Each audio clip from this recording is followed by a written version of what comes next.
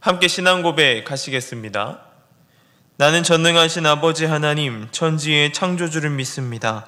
나는 그의 유일하신 아들 우리 주 예수 그리스도를 믿습니다. 그는 성령으로 잉태되어 동정녀 마리아에게서 나시고 본디오 빌라도에게 고난을 받아 십자가에 못 박혀 죽으시고 장사된 지 사흘 만에 죽은 자 가운데서 다시 살아나셨으며 하늘에 오르시어 전능하신 아버지 하나님 우편에 앉아 계시다가 거기로부터 살아있는 자와 죽은 자를 심판하러 오십니다. 나는 성령을 믿으며 거룩한 공교회와 성도의 교제와 죄를 용서받는 것과 몸의 부활과 영생을 믿습니다. 아멘.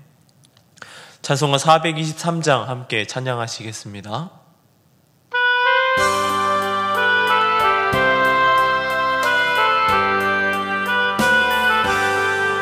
무엇보다도 더 검은 죄로 물든 마음이 흰 눈보다 더 이게 깨끗하게 씻겼네. 주의 보혈 흐르는데 믿고 뛰어나가 주의 은혜 내가 입어 깨끗하게 되었네. 모든 의심 걱정과 두려움이 사라져 슬픈 탄식 변하여 기쁜 찬송 되었네. 주의 보혈 흐르는데 믿고 뛰어나가 주의 은혜 내가 입어 깨끗하게 되었네. 세상 부귀 영화와 즐겨하던 모든 것 주를 믿는 내게는 분토만도 못하다. 주의 보혈 흐르는데 믿고 뛰어나가 주의 은혜 내가 입어 깨끗하게 되었네. 나의 모든 보배는 저 천국에 쌓였네. 나의 평생 자랑은 주의 십자가로다. 주의 보혈 흐르는데 믿고 뛰어나가 주의 은혜 내가 입어 깨끗하게 되었네.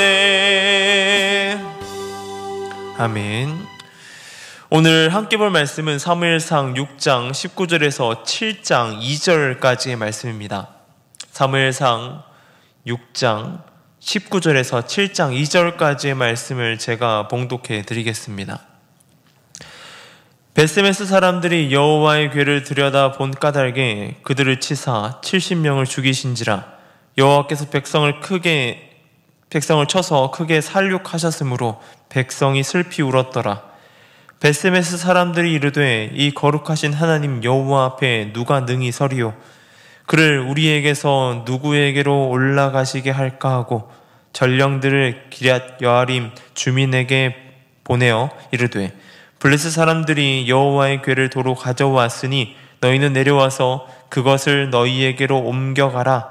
기럇 여아림 사람들이 와서 여호와의 궤를 옮겨 산에 사는 아비나답의 집에 들여놓고 그의 아들 엘리야사를 거룩하게 구별하여 여호와의 궤를 지키게 하였더니 궤가 기럇 여아림에 들어간 날부터 20년 동안 오래 있은지라. 이스라엘 온 족속이 여호와를 사모하니라. 아멘. 어릴 적에 이모나 삼촌들이 집에 놀러오면 그렇게 기쁠 수가 없었습니다. 얼마나 기뻤던지요. 그냥 마치 어린아 양이 뛰어놀듯이 그렇게 뛰면서 즐거워했던 모습이 기억이 납니다. 이모와 삼촌이 오면 굉장히 잘 놀아주셨습니다. 제가 뭘 하든 다 받아주고 또한 즐겁게 놓아주었죠. 그리고 선물 또한 들고 왔기 때문에 그렇게 반겼던 것 같습니다. 그날도 이모가 놀러 오던 날이었던 것 같습니다. 저녁에 어머니께서는 이모가 온다는 소식을 듣고 이제 밥을 준비하고 계셨고 저는 즐거워 뛰어놀았습니다. 어머니께서 주방에 식사를 준비하는 중이었기 때문에 저는 안방에 홀로 뛰어놀면서 있었던 것이죠. 그렇게 너무 신나게 뛰었습니다. 너무 신난 나머지 이 발이 미끄러졌습니다. 그리고는 바닥에 피가 흥건해졌습니다. 제가 너무 흥분하여 뛰다가 그만 턱을 화장대에 찍어 버렸던 것입니다. 피가 얼마나 많이 났던지 철철 흘러내리는 피를 손으로 막 부여잡고 어머니와 함께 병원으로 갔었습니다. 그리고 엄청나게 많이 꿰맸습니다. 이모가 온다는 흥분함의 대가는 턱이 깨지는 것이었습니다. 지금도 턱을 꿰맨 자국이 제 턱 아래에 있습니다. 그때 이후로 과한 흥분은 좋지 못한 결과를 가져온다라는 것을 깨닫게 되었습니다.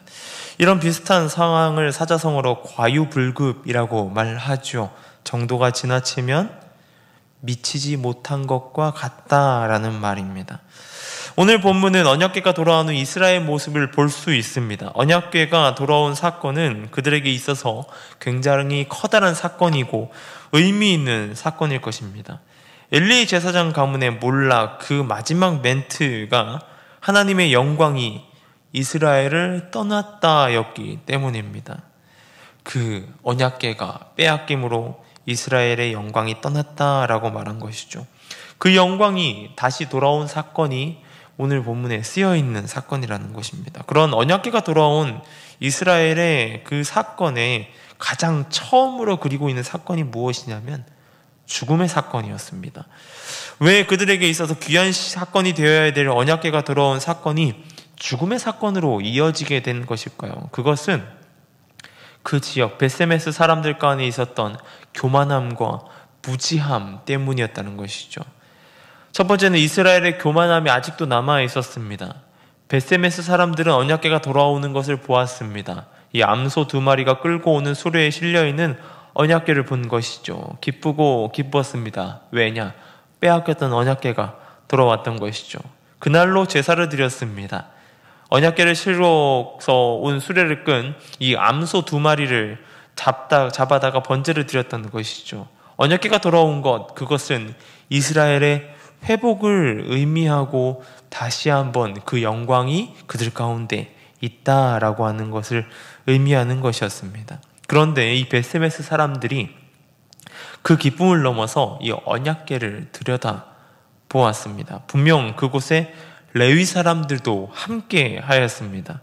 하나님께 제사를 드리는 것을 담당하였고 어떻게 해야 되는 그 어떻게 해야 하는지 아는 그 레위 사람들도 함께 했다는 것이죠. 그런데 그들이 그 언약궤, 거룩하게 봐야 할 그 언약궤를 들여다 보았던 것입니다. 하나님의 언약궤, 아니 하나님께 제사를 드리는 성물을 함부로 만지는 것, 그것은 죽음에 이르는 길이었습니다. 즉 호기심으로도 함부로 하지 말라라고 말하고 있는 것입니다. 그런데 그들은 그것을 열어보았던 것이죠. 그 일로 많은 사람이 목숨을 잃었습니다. 우리가 명심해야 될 것이 있습니다. 하나님과의 관계 회복은 전적인 하나님께 있다라고 하는 것입니다. 하나님의 전권이라는 것이죠. 나의 잘남이 아닌 것입니다. 그러기에 자랑할 것도 없고 어디다 내세울 것도 없는 것입니다. 그 회복의 현장에 내가 드러난다면 그것은 바로 교만함이라고 하는 것입니다.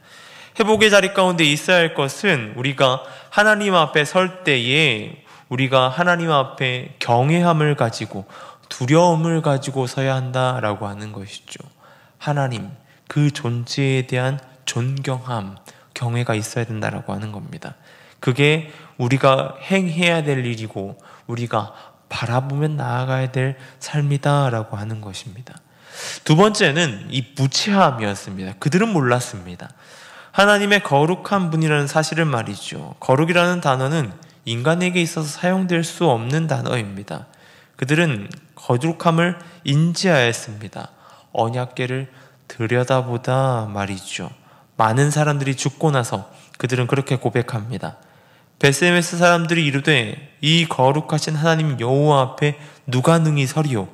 그를 우리에게서 누구에게로 올라가시게 할까 하고, 그들은 하나님의 거룩함을 두고 이 사건을 통하여 인지하였습니다. 그러나 진짜 거룩이 뭔지는 몰랐습니다.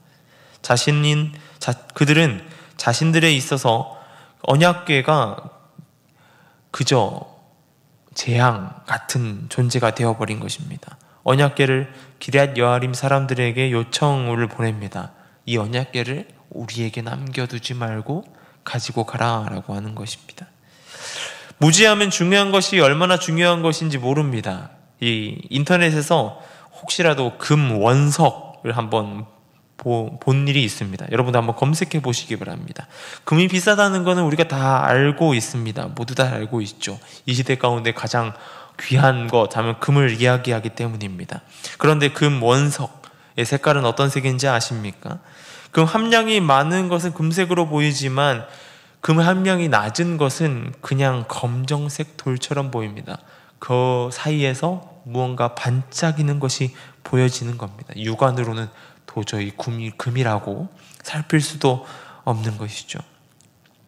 우리는 하나님을 인지할 때 그 거룩이라는 단어를 빼놓고 생각합니다. 구별되어야 되고 충분히 두려워해야 할 분이라는 것을 우리는 망각하며 나아간다라는 것이죠. 그분으로 인하여서 우리가 회복되었습니다. 그 두려운 분, 그 하나님으로 인해서 말이죠. 얼마나 하나님이 가치 있는 존재인가라고 하는 것을 모르며 살아간다라는 것이죠. 그러기에 우리는 하나님을 알아야 합니다. 너무나도 하나님을 알고자 노력해야 된다는 것이죠. 그리고 또한 겸손해져야 합니다. 하나님 앞에서 우리는 그렇게 살아가야 됩니다. 오늘 하루의 삶, 아니 우리 평생의 삶이 그래야 하는 것이죠. 어떤 상황에서도 교만해지지 않기를 바랍니다. 그리고 하나님을 알기 위해서 노력해 가길 바랍니다. 거룩하신 하나님, 거룩하신 하나님. 그 하나님은 우리를 징계하고 벌하기 위한 그런 하나님이 아니라 그 두려움 가운데 우리 가운데 은혜를 부어주시는 분이다라고 하는 것이죠. 그 하나님이다라고 하는 겁니다. 우리는 그 하나님을 알고자 하나님의 뜻대로 살아가고자 노력하는 것이 필요합니다.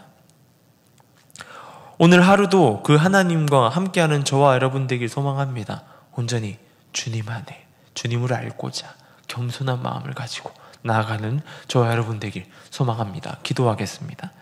사랑해 주님 감사합니다. 주님, 우리의 삶 가운데 주님으로 인한 회복이 날마다 일어남을 경험합니다. 그때에 나의 교만이 여전히 남아있진 않은지요. 하나님이 전적인 은혜임을 망각하며 살아가고 있진 않은지요.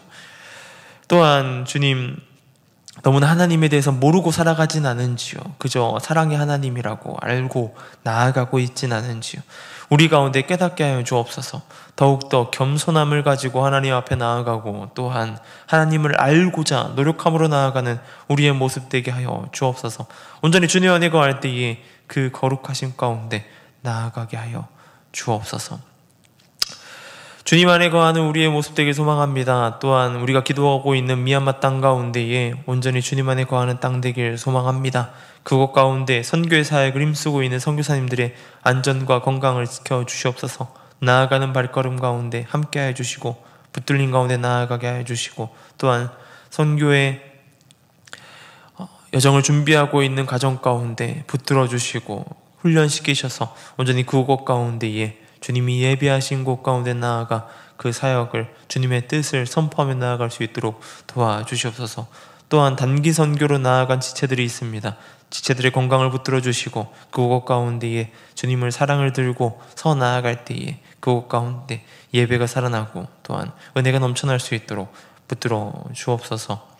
이 시간 교회를 위해 기도하며 나아갑니다. 이 교회가 주님 안에 든든히 서 나아가게 하여 주시고 더욱더 하나님을 알고자 힘써 하나님을 알고자 하는 그러한 교회 될 수 있도록 도와주시옵소서. 2025년의 계획 가운데 함께하여 주시고 모든 일정 가운데 주님 붙들어 주신 가운데 나아갈 수 있도록 함께하여 주옵소서.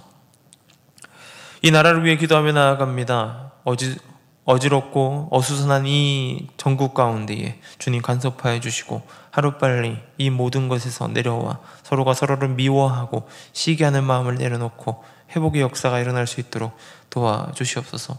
서로 사랑으로 보듬을 수 있도록 함께하여 주옵소서. 오늘 하루 삶 가운데 우리의 삶을 붙들어 주시고 함께 하실 주님을 기대합니다. 이 예배 자리 가운데에 나올 때에 이 예배 자리가 주님 안에 성령의 충만한 가운데 나아갈 수 있는 그러한 자리 될 수 있도록 도와주옵소서. 감사합니다. 이 모든 것 우리 주 예수님의 이름으로 기도드립니다. 아멘.